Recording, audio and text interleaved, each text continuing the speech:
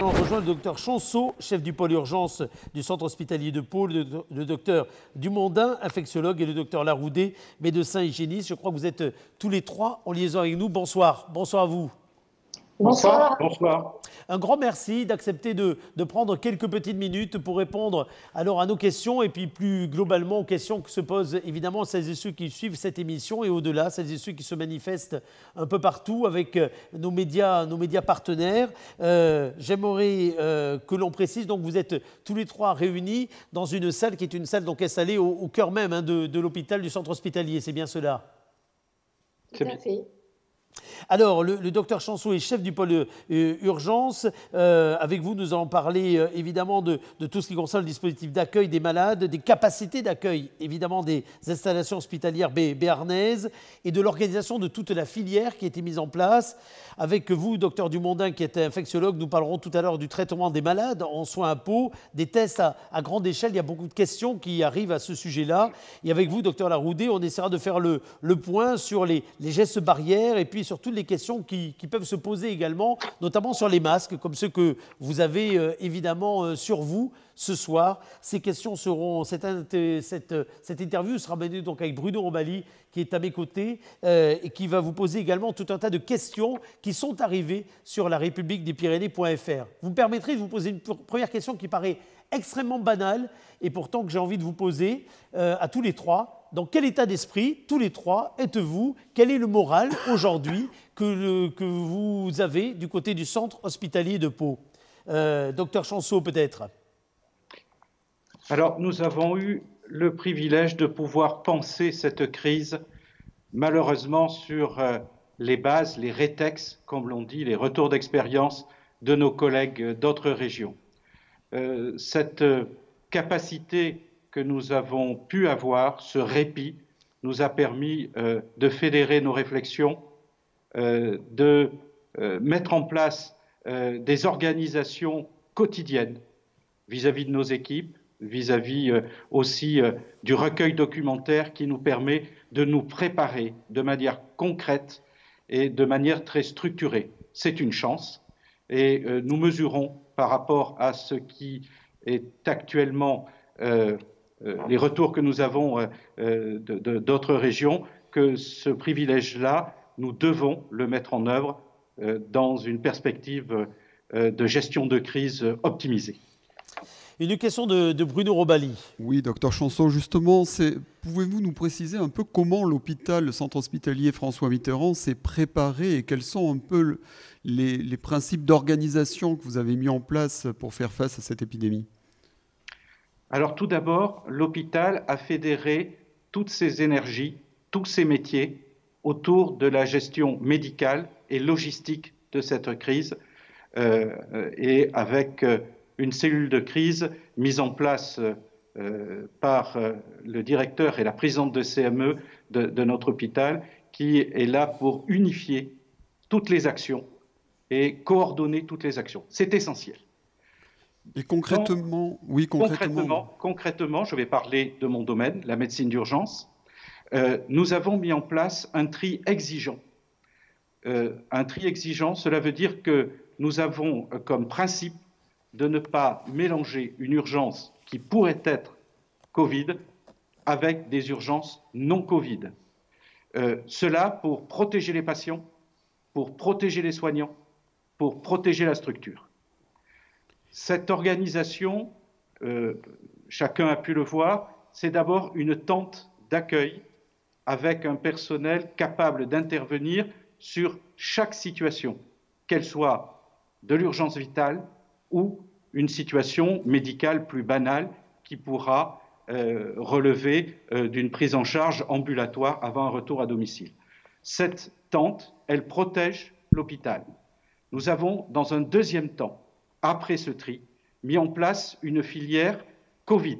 Cette filière accueille les patients qui présentent des symptômes pouvant évoquer le Covid.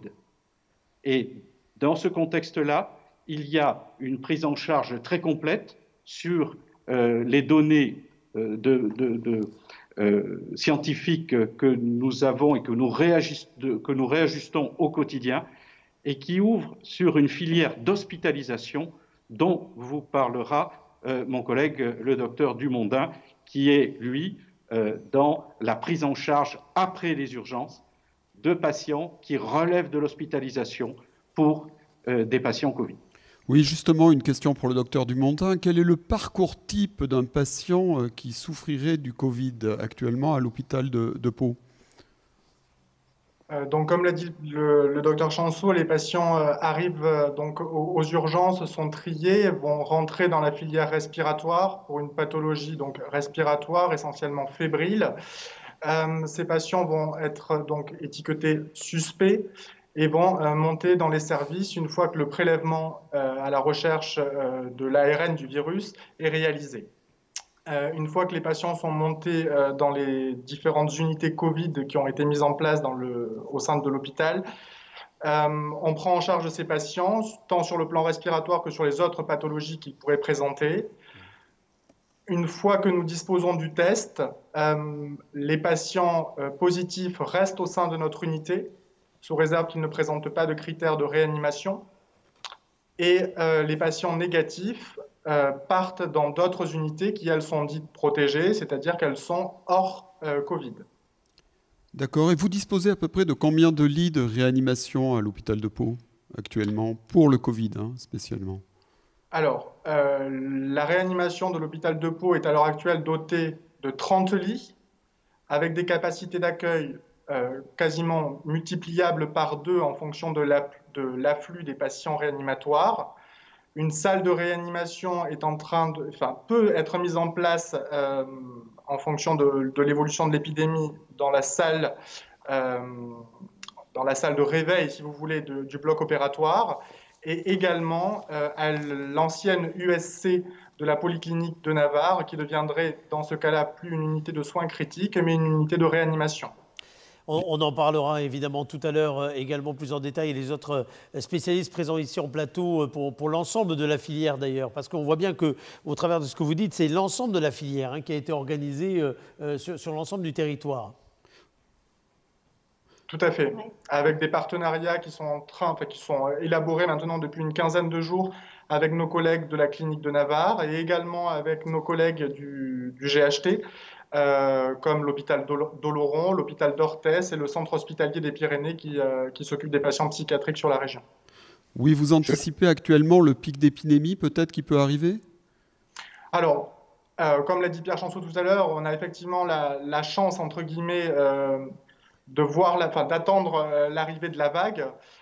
Donc tout ce temps-là, nous le mettons à profit pour nous organiser. Quand aura lieu le pic de l'épidémie dans le Béarn ? À l'heure actuelle, je n'ai pas de date à vous donner. On espère beaucoup que ce pic épidémique sera surtout retardé le plus possible, notamment en lien avec les mesures de confinement qui ont été prises au niveau national. Ces mesures de confinement ont été mises en place et vont très probablement nous protéger d'autant plus qu'au moment où le confinement a été décidé, certes, le virus était arrivé sur le territoire, mais nous n'étions pas encore en phase 3 épidémique, c'est-à-dire qu'on avait encore la possibilité de contrôler l'épidémie. Ce qui veut dire qu'il faut quand même toujours répéter ce message, respecter absolument le confinement. Pour vous, c'est une question vitale, ce respect de confinement. Tout à fait. Il est indispensable de respecter le confinement. Si les Béarnais se mettaient à ne plus respecter le confinement, on perdrait tout l'avantage chronologique dans l'épidémie au sein de notre propre région. C'est-à-dire que les patients ne respecteraient plus correctement les mesures barrières et l'endiguement de la vague par le confinement ne serait malheureusement plus efficace. Absolument. Vous avez raison de le répéter, on ne cesse de le faire, on est là évidemment pour ça. Docteur Chanceau, vous vouliez rajouter un mot ? Oui, je voulais rajouter un mot parce qu'il y a un dispositif qui est essentiel, c'est le dispositif préhospitalier, avant d'arriver à l'hôpital. J'ai bien noté que l'émission va permettre de présenter les centres médicaux avancés, essentiels, initiative extrêmement efficace à mon sens, mais il y a aussi le SAMU Centre 15 qui est sollicité 100 à 200 fois par jour pour ce problème spécifique de Covid et nous avons mis en place une régulation spécifique, une réponse téléphonique qui permet de renseigner les patients, j'insiste sur ce point, qui auraient des symptômes. Il ne s'agit pas d'un conseil sur la maladie. Le SAMU reste dans son cœur de métier, il reste face à l'urgence. Et les symptômes urgents, et c'est très important, il ne faut pas saturer les lignes du SAMU quand il n'y a pas des signes d'urgence, notamment, comme disait mon collègue, respiratoires. Absolument. On va y revenir évidemment tout à l'heure. Tout cas, on parlera avec vous, docteur Laroudé, des gestes barrières.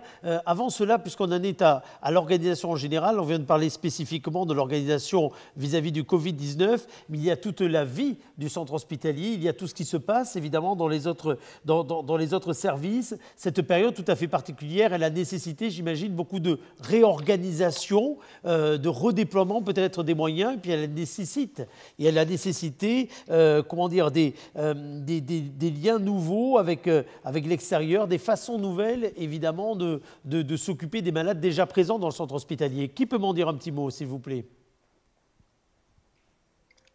Comme vous voulez, je peux expliquer effectivement. Oui, sur l'organisation du centre hospitalier, forcément, comme l'intégralité des centres hospitaliers français, l'organisation a été chamboulée. Toutes les consultations non essentielles et non urgentes ont été annulées, ainsi que les hospitalisations de jour. Les chirurgies non urgentes ont également été déprogrammées. Ce qui a libéré, entre guillemets, des places au bloc opératoire et donc les équipes d'infirmiers anesthésistes et IBOD qui pourront participer à d'autres tâches dans le cadre de la prise en charge des patients Covid. L'organisation avec la clinique de Navarre était déjà une organisation qu'on connaissait car on travaillait déjà avec eux pour l'urologie et pour la neurochirurgie. Ce sont des médecins qu'on connaît pour la quasi-totalité d'entre eux. Ça renforce les liens et les liens en temps de crise ont souvent besoin d'être renforcés et ça aura à nouveau permis à ça.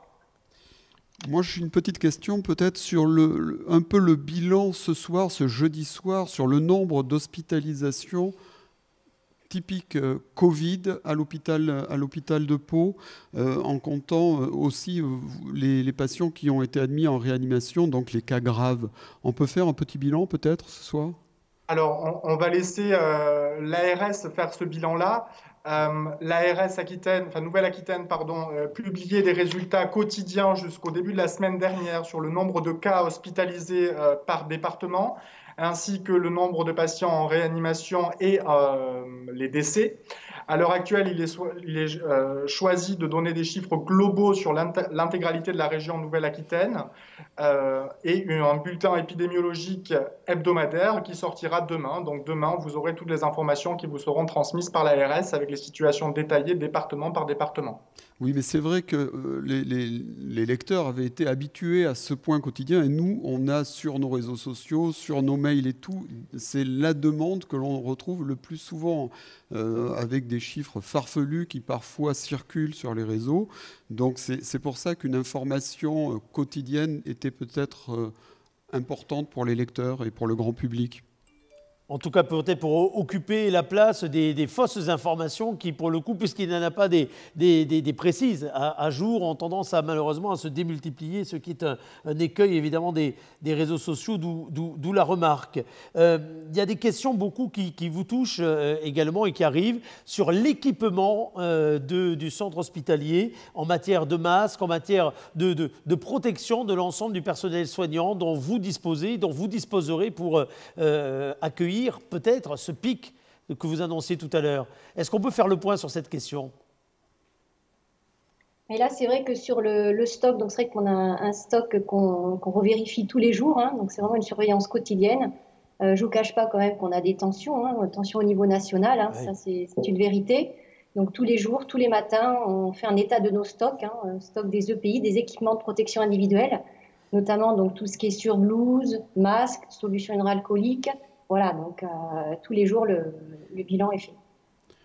Peut-être rappeler que les masques que vous utilisez sont des masques très spéciaux et qui ne correspondent pas avec ceux que utilise le grand public et dont on a vu circuler sur les réseaux sociaux des tutos pour fabriquer les masques. Vous, c'est vraiment des masques FFP2 et il faut vraiment pour l'instant les réserver au personnel soignant.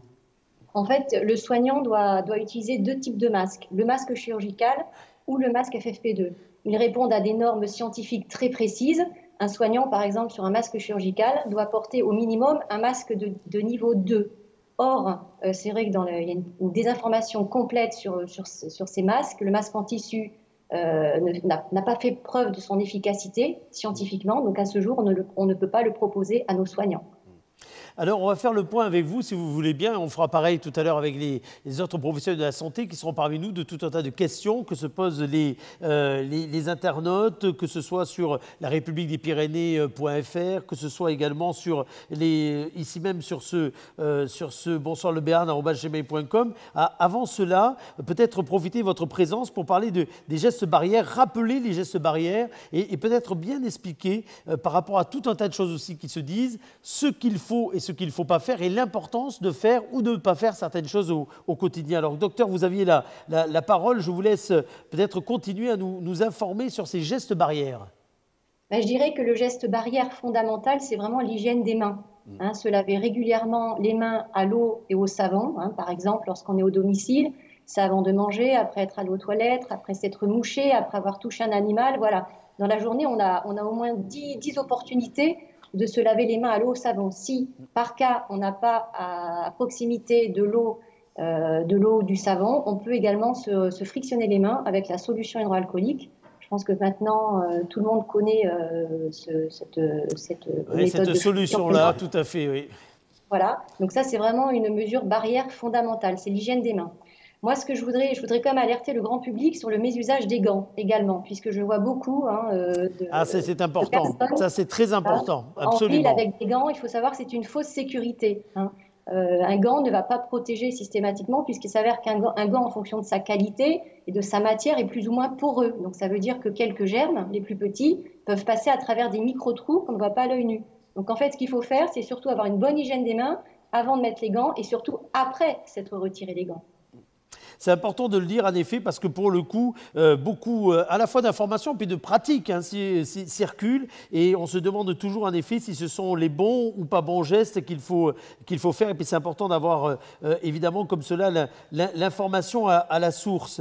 Il y a des questions, Bruno Robali, qui sont beaucoup arrivées sur finalement des ressentis que les uns et les autres on pouvait avoir, bref, sur ce qu'on estime être, à tort, ou peut-être à raison, les premiers symptômes en cas de Covid-19. C'est peut-être l'occasion de poser ces questions. Oui, on va poser la question. C'est vrai que l'idée de la perte de l'odorat, de la perte du goût, comme symptômes du Covid, se sont généralisés grâce à l'intervention de Jérôme Salomon, tous les soirs à la télévision.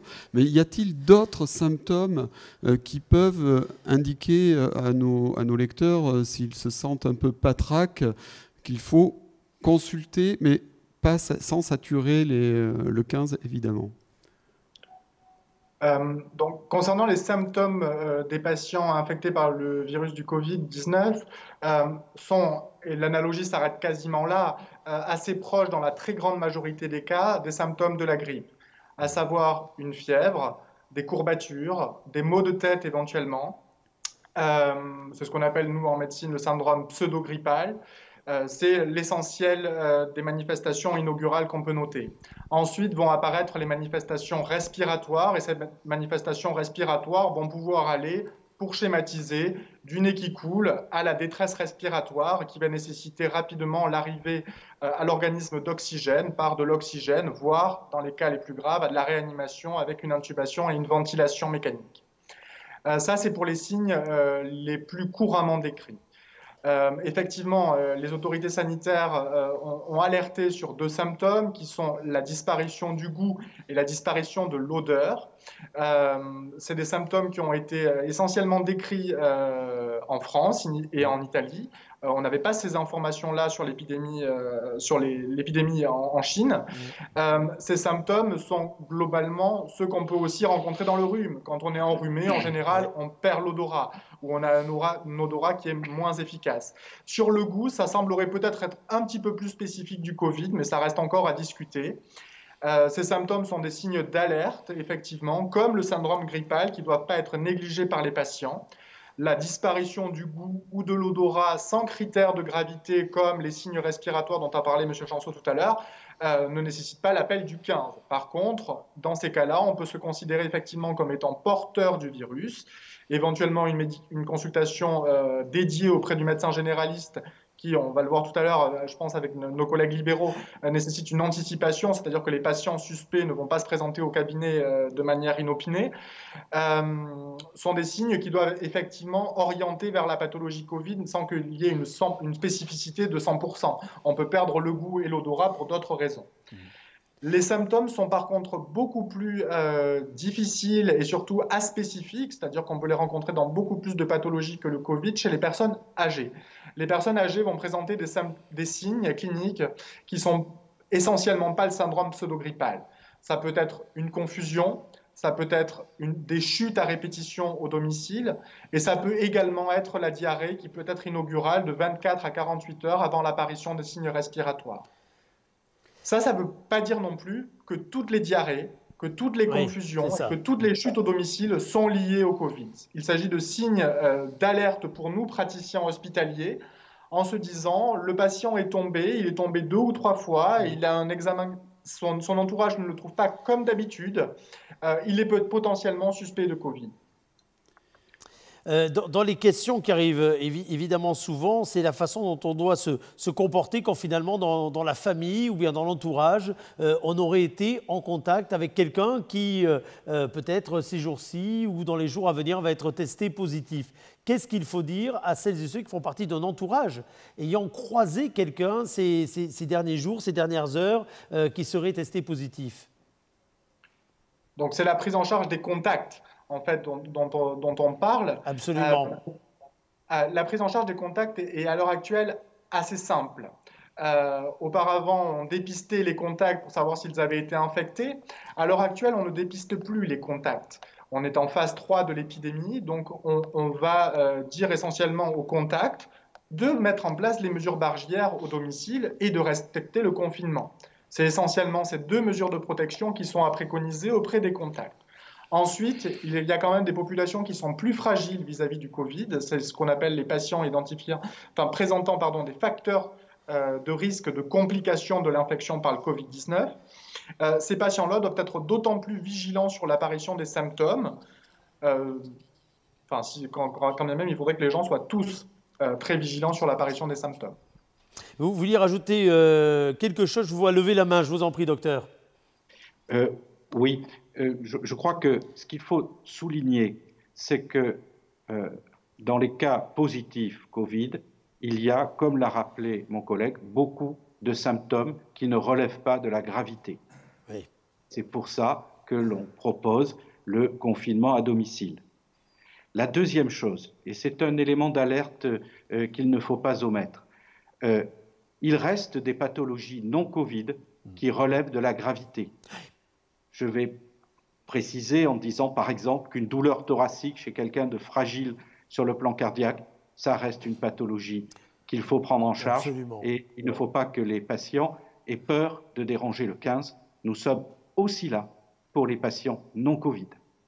C'est très important en effet ce que vous venez de dire, parce qu'il ne s'agit pas d'opposer les uns les autres, de parler de priorités qui n'auraient pas lieu, parce que évidemment on est ici pour parler là ce soir du Covid-19, mais n'oublions pas tout ce qui peut évidemment nous toucher des proches et rappeler l'ensemble de la mobilisation qu'il peut y avoir sur l'ensemble du personnel médical. On en parlera dans quelques petites minutes. Vous nous permettrez peut-être les uns et les autres de vous poser quelques questions qui paraissent totalement anodines, que vous allez peut-être trouver anodines, mais qui pourtant reviennent très souvent et qui montrent qu'il y a aussi beaucoup de désinformation d'ailleurs dans les différents supports, voire même sur les réseaux sociaux. Oui, c'est vrai qu'il y a beaucoup de questions qui tournent autour des tests.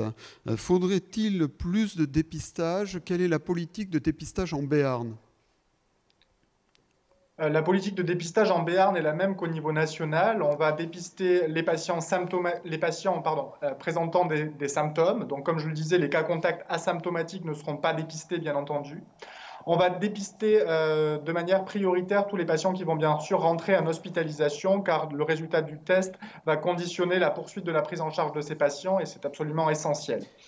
La deuxième population qui est ciblée sur les tests sont les personnels soignants. Il est indispensable que les personnels soignants présentant des signes suspects de Covid bénéficient d'un test afin de s'évincer de l'institution dans laquelle ils travaillent et éviter les cas secondaires auprès de leurs patients.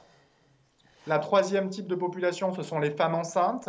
Les femmes enceintes symptomatiques doivent bénéficier d'un dépistage afin que, si jamais l'accouchement est proche, la prise en charge soit adaptée de cet accouchement.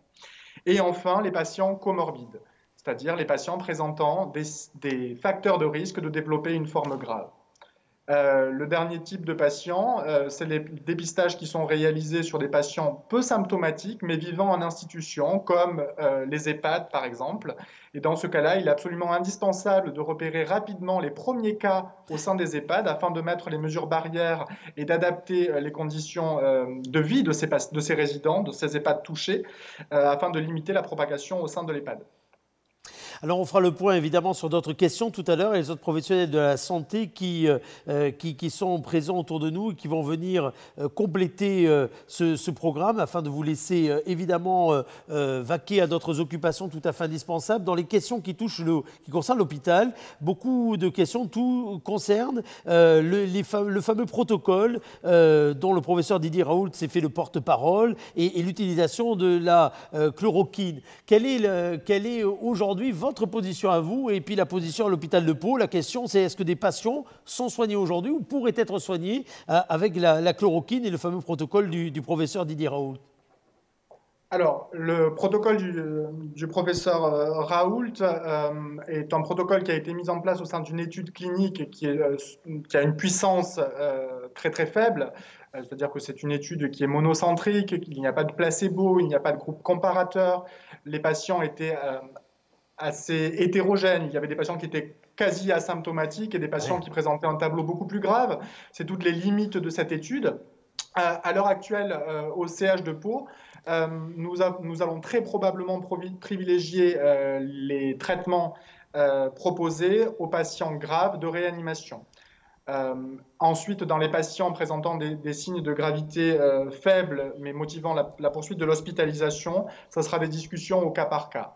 Ensuite, il faut savoir qu'on n'utilisera pas uniquement le protocole du Dr Raoult. Il y a à l'heure actuelle 3 molécules testées et nous allons utiliser ces 3 molécules en fonction des tableaux cliniques et surtout des antécédents médicaux et des comédications que présentent les patients graves de réanimation et ou dans nos services.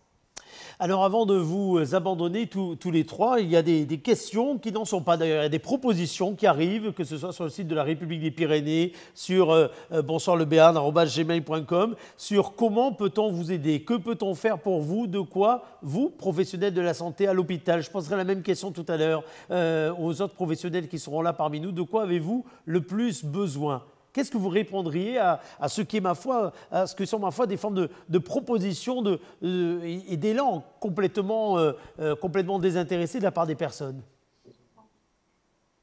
Tout d'abord, ça serait que je pense que les gens respectent le confinement. Ça, c'est une priorité. Évidemment. Dans un second temps, c'est peut-être de faire quelques dons de surblouses, de masques, d'équipements de protection individuelle dont nous manquons. Voilà. Il y a des entreprises, je sais, qui le font. Il y a des messages qui tournent autour. Certaines se sont déjà mobilisées. D'autres essaient de recueillir ces équipements-là. Vous confirmez que ça vous paraît important, en tout cas, d'essayer de récupérer tout ça? Oui, je pense que c'est important, tout à fait. Et d'ores et déjà, nous remercions tous les donateurs. C'est vrai qu'on a un élan de générosité de la part de la population du Béarn qui est formidable. Alors, juste et simplement, est-ce que le soir, le fait de se manifester à 20h, là, comme ça se fait spontanément, ou bien toute autre manifestation spontanée, message, est-ce que clairement, vous avez le temps d'y prêter attention? Est-ce que ça vous touche? Est-ce que ça vous stimule? Quand je dis vous, c'est vous trois dans cette pièce, et je vous en remercie, mais c'est aussi l'ensemble du personnel qu'il y a autour de l'hôpital, à l'hôpital d'ailleurs. Bien sûr. Oui, c'est très important de sentir cette solidarité qui vient soutenir notre action. Nous sommes soignants, certes, mais nous sommes inscrits voilà, dans une perspective de solidarité très large, et c'est important pour chaque membre du personnel hospitalier.